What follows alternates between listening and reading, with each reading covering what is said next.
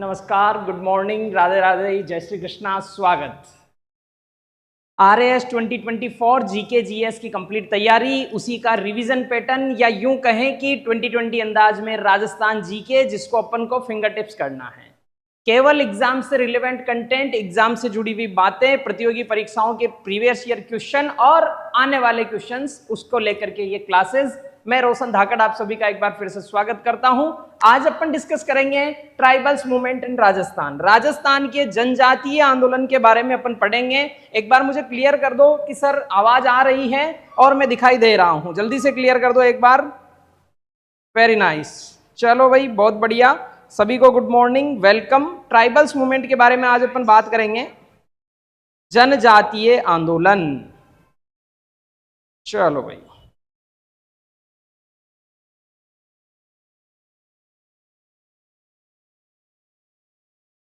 चलो शुरू करते हैं। सबसे पहले जनजातियां यानी एसटी, शेड्यूल ट्राइबल इनको कहते हैं। संविधान के आर्टिकल 342 में जनजातियों के लिए विशेष प्रावधान किए गए हैं, स्पेशल इनको राइट्स दिए गए हैं। आर्टिकल 342 याद रखना है। 342 के बाद आता है 343। 343 जो है वो राजभाषा हिंदी के संबंध में है, थोड़ा ये भी एक्स्ट्रा में ध्यान रखें।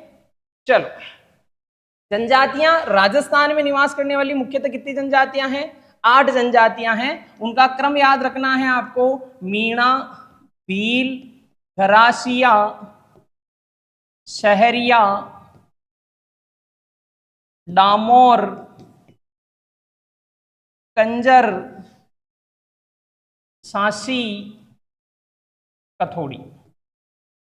तो मीणा, भील, गरासिया, शेरिया, डामोर, कंजर, सांसी, कथोड़ी, ये 8 राजस्थान की मुख्य जनजातियां हैं। सबसे बड़ी जनजाति कौन सी है? मीणा। सबसे प्राचीन जनजाति कौन सी है? भील। सबसे कम संख्या में मिलने वाली जनजाति कौन सी है? कथोड़ी। ये क्रम से आपको ध्यान रखना है। अभी हम जनजातियां नहीं पढ़ रहे हैं, ट्राइबल्स के ऊपर डिस्कस नहीं कर रहे हैं, इसलिए इनको अपन ज्यादा नहीं छेड़ेंगे, केवल नॉलेज लिया है। यानी सर इन लोगों के जो भी आंदोलन रहे हैं वो आंदोलन आएंगे किसमें? जनजातीय आंदोलन में। इससे पहले वाले वीडियो में हमने किसान आंदोलन देखा था, यानी किसानों की जो समस्याएं थी, किसानों की जो आवाज थी, किसानों की जो मांग थी, उसकी आंदोलन किसान आंदोलन। जनजातियों की जो बातें हैं वो ट्राइबल्स मूवमेंट, जनजातीय आंदोलन। चलो, तो याद करना है, ध्यान रखना है। सर समस्या किसके होगी? या तो जो ज्यादा संख्या में होंगे उनके होंगी, या जो पुराने समय से रह रहे होंगे उनके होगी। तो जनजातीय आंदोलन में भी 2 जनजातियों के आंदोलन इंपॉर्टेंट है, मीणा और भील।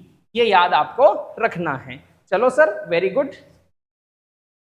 मीणा जनजाति की बात करें तो वैसे तो राजस्थान की सबसे शिक्षित व सबसे संपन्न जनजाति कौन सी है? मीणा जनजाति राजस्थान की सबसे शिक्षित और सबसे संपन्न जनजाति है। सर्वाधिक मीणा जयपुर में निवास करते हैं, बाकी करौली, दौसा, सवाई माधोपुर मीणा बाहुल्य इलाके हैं, इनमें भी मीणा जनजाति की संख्या अधिक है। ठीक है सर, मीणा जनजाति से संबंधित कुछ बातें अपने को ध्यान रखनी है, जो एग्जाम के लिए सीधी बता रहा हूं मैं आपको। पहला, मीणाओं के ऊपर एक कानून लगाया गया था, क्रिमिनल ट्राइब्स एक्ट। आपको ध्यान रखना है, ढूंढाड़ या आमेर जो था, जहां कछवाहा वंश का राज था, उस इलाके पर कछवाहा राजाओं से पहले मीणाओं का राज था। अपन इतिहास में पढ़ते हैं, कोकिल देव नाम के राजा ने मीणाओं से आमेर छीन लिया और उसे कछवाहा वंश की राजधानी बनाई। यानी मीणा जनजाति के लोग राजा महाराजा थे जयपुर के आसपास के इलाकों के। कछवाहा राजाओं ने इनसे इनका राजपाट छीन लिया, तो फिर चोरी डकैती वाली घटनाएं बढ़ गई, इसलिए इन पर कानून लगाया गया, क्रिमिनल ट्राइब्स एक्ट। फिर भी रोक नहीं लगी, तो एक नया कानून मीणा जनजाति पे लगाया गया, जरायम पेशा कानून। और जरायम पेशा कानून में क्या था? 12 वर्ष से ऊपर के जितने भी मीणा स्त्री पुरुष थे, मीणा महिला पुरुष थे, स्त्री पुरुष थे, उनको रोजाना निकटतम थाने में उपस्थिति दर्ज करवानी पड़ती थी। तो याद रखना है जरायम पेशा कानून का संबंध किस जनजाति से है? मीणा जनजाति से संबंधित है जरायम पेशा कानून, जिसमें मीणा स्त्री पुरुषों को रोजाना अपने निकटतम थाने में उपस्थिति दर्ज करवानी पड़ती थी। तो ऐसी घटनाओं का विरोध हुआ और एक सभा बनी थी, मीणा क्षेत्रीय महासभा, और इस मीणा क्षेत्रीय महासभा के अध्यक्ष थे पंडित बंशीधर शर्मा। थोड़ा याद रखना है, मीणा जनजाति के लिए संघर्ष करने वाली संस्था है, लेकिन अध्यक्ष है पंडित बंशीधर शर्मा। इसी संस्था ने 1944 में नीमका थाना में एक विशाल अधिवेशन बुलाया, और इस विशाल अधिवेशन में मीणा जनजाति के ऊपर हो रहे इन अत्याचारों का, इन कानूनों का विरोध किया गया। और इस विरोध के बाद 1946 में जयपुर के प्रधानमंत्री जो थे मिर्जा इस्माइल, उन्होंने ये कानून रद्द कर दिए। तो 2-4 क्वेश्चन यहां से बनते हैं। मीणा क्षेत्रीय महासभा के अध्यक्ष कौन थे? पंडित बंशीधर शर्मा। मीणाओं का अधिवेशन कहां हुआ? नीमका थाना सीकर में हुआ। जरायम पेशा कानून का संबंध किस जनजाति से है? मीणा जनजाति में बढ़ रही चोरी डकैती की घटनाओं का अंकुश लगाने के लिए कौन सा कानून लागू किया गया था? जरायम पेशा कानून, जिसमें क्या होता था? मीणा स्त्री पुरुषों को रोजाना अपने निकटतम थाने में उपस्थिति दर्ज करवानी पड़ती थी। ये वन लाइनर, ये 2020 अंदाज में जनजातीय आंदोलन में मीणा जनजाति की बातें। ठीक है सर। अब दूसरी मीणा आदिवासियों में या जनजातियों के उत्थान में 2 व्यक्तियों का प्रमुख योगदान रहा। 2 व्यक्तियों का इसमें महत्वपूर्ण योगदान रहा। 2 व्यक्तियों का महत्वपूर्ण, पहले आदमी ध्यान रखना है, देखो यहीं से अपने अंदाज में शुरू करते हैं इसको। 2 व्यक्तियों का महत्वपूर्ण योगदान रहा। पहले हैं गोविंद गिरी। अब यहां से क्वेश्चन की बौछार करते हैं, क्वेश्चन याद करते हैं सीधा। पहला रीट एग्जाम में क्वेश्चन था, गोविंद गिरी का जन्म कहां हुआ? पाशिया गांव, डूंगरपुर। रीट एग्जाम में क्वेश्चन पूछा किस परिवार में हुआ? बंजारा परिवार। किससे प्रेरणा प्राप्त, किससे मोटिवेट होकर, किससे इंस्पायर होकर जनजातियों की सेवा में आ गए? महर्षि दयानंद सरस्वती से प्रेरणा प्राप्त करके जनजातियों की सेवा में लग गए थे। ठीक है। गोविंद गिरी ने आंदोलन कौन सा चलाया था? भगत आंदोलन इन्होंने चलाया था, भगत आंदोलन। इसके अलावा ध्यान रखना है, गोविंद गिरी की जो समाधि है,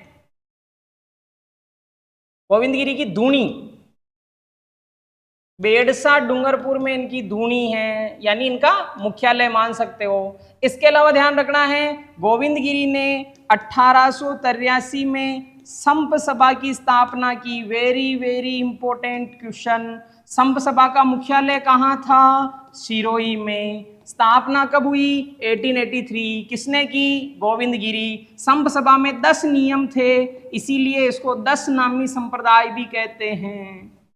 वेरी गुड सर। संप सभा का पहला अधिवेशन, क्वेश्चन बनाते जाओ, क्वेश्चन के रूप में याद करते जाओ, थ्योरी एग्जाम में नहीं लिखनी है। संप सभा का पहला अधिवेशन हुआ 1903 में। 1903 के बाद अधिवेशन होने लग गए। 1913 के अधिवेशन में 1913 का अधिवेशन कहाँ हो रहा था? मानगढ़ धाम बांसवाड़ा। मानगढ़ धाम बांसवाड़ा को लेकर के सीमा विवाद है। किन किन राज्यों में? राजस्थान और गुजरात में सीमा विवाद है कि मानगढ़ हमारे इधर है, मानगढ़ की पहाड़ी पे अधिवेशन हो रहा था। इसमें कर्नल कर्टन के आदेश पर मेजर स्टोकले व मेजर बेली ने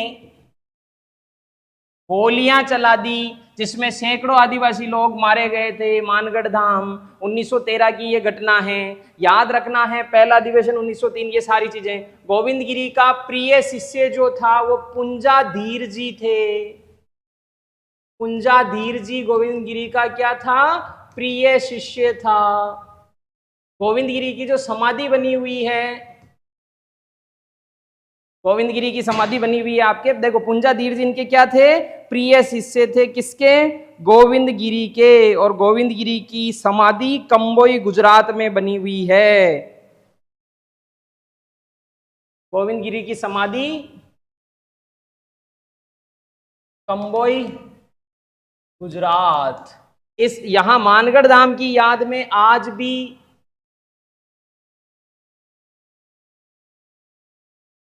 आश्विन पूर्णिमा के दिन इस जगह पे विशेष आयोजन होते हैं, शहादत को नमन किया जाता है। और अपने पास लिमिटेशंस तो है ही नहीं, याद रखना है आश्विन पूर्णिमा को ही त्योहार मनाया जाता है। कौन सा, शरद पूर्णिमा। शरद पूर्णिमा को ही क्या कहते हैं, रास पूर्णिमा।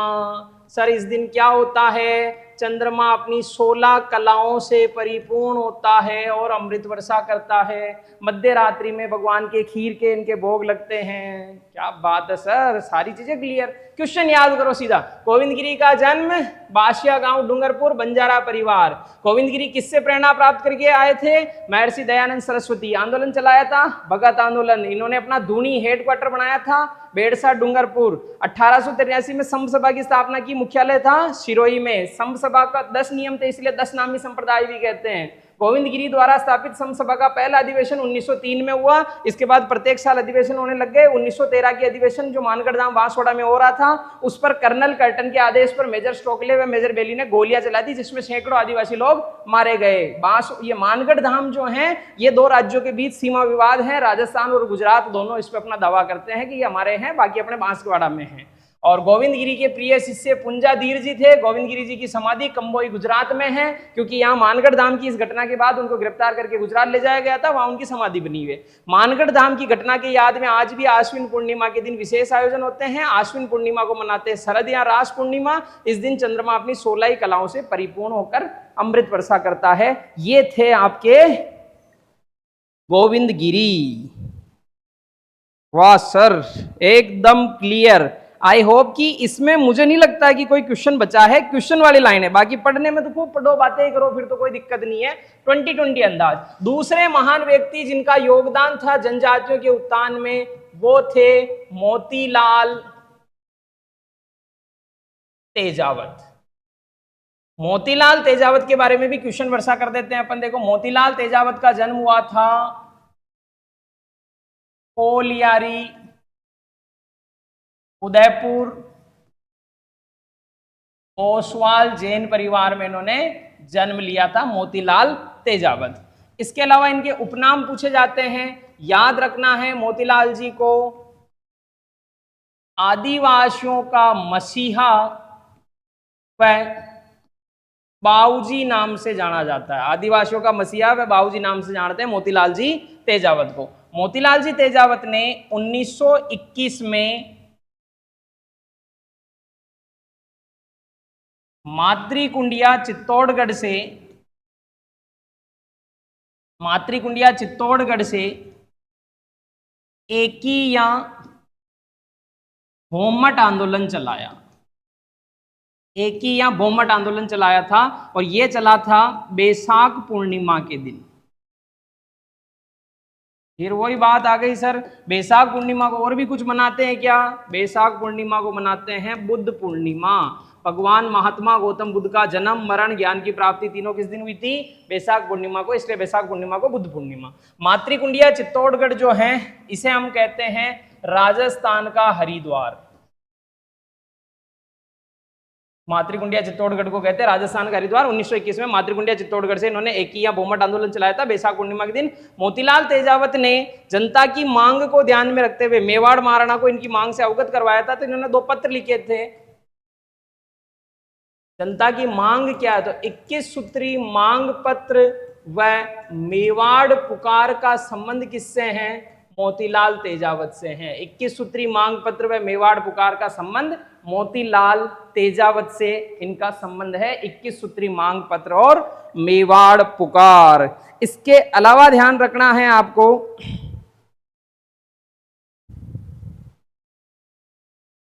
मोतीलाल तेजावत जी की जो मृत्यु हुई थी वो कुंभलगढ़ दुर्ग में हुई थी। कुंभलगढ़ दुर्ग में इनकी मृत्यु हुई थी, क्योंकि गांधी जी के कहने पर इन्होंने आत्मसमर्पण किया था। इनको खेड़ब्रह्म गुजरात से गिरफ्तार किया गया और राजस्थान में इन्हें कुंभलगढ़ लाया गया था। याद रखना है कुंभलगढ़ दुर्ग जो है एक्स्ट्रा के रूप में, एक्स्ट्रा देखो एक्स्ट्रा कुंभलगढ़ दुर्ग को मेवाड़ महाराणाओं की संकटकालीन शरण स्थली कहते हैं। मेवाड़ महाराणाओं की संकटकालीन शरण स्थली कहते हैं किसको? कुंभलगढ़ दुर्ग को। कुंभलगढ़ दुर्ग की दीवार कितनी लंबी है? 36 किलोमीटर। कुंभलगढ़ दुर्ग का वास्तुकार कौन था? मंडन इसका वास्तुकार था। और ये मेवाड़ मारवाड़ सीमा का प्रहरी है, महाराणा कुंभा ने बनाया है। कुंभलगढ़ के अंदर एक दुर्ग है कटारगढ़। कटारगढ़ को कहते हैं मेवाड़ की आंख। बोलने पे ध्यान दो, लिखने से ज्यादा। याद करो, क्वेश्चन ही क्वेश्चन। ठीक है सर, हो जाए एक बार रिवीजन। आ जाओ। देखो, जनजातीय आंदोलन, जनजाति यानी एसटी, संविधान के अनुच्छेद 342 में इनके लिए विशेष प्रावधान, 343 में राजभाषा हिंदी का उल्लेख है। ठीक है, जनजातियां राजस्थान में मुख्यतः 8 हैं। मीणा, भील, गरासिया, शेरिया, डामोर, कंजर, सांसी, कथोड़ी। सबसे कम संख्या में है कथोड़ी, सबसे बड़ी संख्या में है मीणा, सबसे प्राचीन है भील।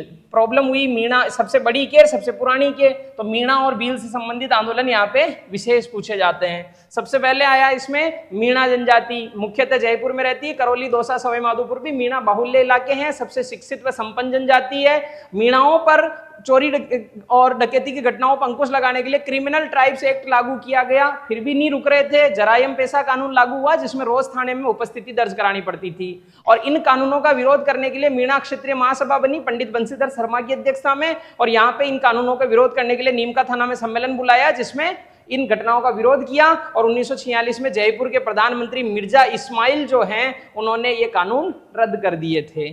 फिर आते हैं भील जनजाति या आदिवासियों के उत्थान में 2 लोगों का योगदान रहा। पहला गोविंदगिरी। गोविंदगिरी की बातें, बादशाह गांव डूंगरपुर में बंजारा परिवार में जन्म। महर्षि दयानंद सरस्वती से प्रेरणा प्राप्त करके युवावस्था में जनजाति की सेवा में लग गए थे और भगत आंदोलन इन्होंने चलाया था। बेड़सा डूंगरपुर इनकी दूनी थी। 1883 में संप सभा, फिर ये संप सभा की बातें, मानगढ़ धाम की घटना, ये सारी बातें इसमें आई। और ये लास्ट आपके मोतीलाल तेजावत, ये इंपोर्टेंट क्वेश्चन, 21 सूत्री मांग पत्र, मेवाड़ पुकार, मातृकुंडिया से एकी या बोमट आंदोलन चलाया था, ये भी ध्यान रखना है। ये कुछ बातें आपके एग्जाम के लिए रिलेवेंट थी, एग्जाम के लिए जरूरी थी। तो 2020 अंदाज, लोग कहते हैं कि यूट्यूब पे टीचर आते हैं बातें करते हैं, 1 सेकंड की कोई बात नहीं, सीधा क्वेश्चन पैटर्न। और आप जनजातीय आंदोलन जो टॉपिक है, केवल जनजातीय आंदोलन के प्रीवियस ईयर क्वेश्चन उठाओ, 100 में से 90+ क्वेश्चन आपको इस वीडियो में से मिल जाएंगे। Only 10 to 15 minute, 15 to 20 minutes के वीडियो में 90% से ज्यादा क्वेश्चन आपको मिल रहे हैं। इससे बढ़िया और क्या चाहिए? इसीलिए मैं कहता हूं, क्यों पड़े हो चक्कर में, कोई नहीं है टक्कर में। देखो वीडियो, शेयर करो, चैनल को सब्सक्राइब करें। धन्यवाद, wish you very all the best. मुलाकात अगले वीडियो में। राम राम सा, खम्मा गणी, जय जय राजस्थान।